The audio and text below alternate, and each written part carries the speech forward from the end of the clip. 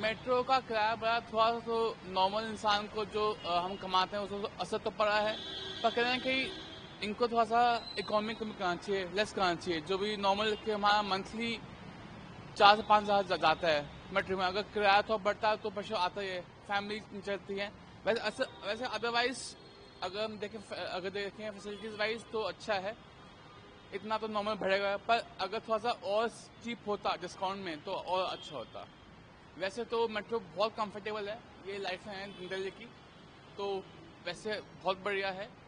हल्का फुल्का फर्क पड़ा है, उसमें कोई माने नहीं है, पर यह है कि अगर थोड़ा सा नॉर्मल जो एम्प्लॉय हैं, जो भी आते हैं, जैसे उनका वो ऑफिस आते हैं, उनको थोड़ा सा लीव देना चाहिए। Thank you.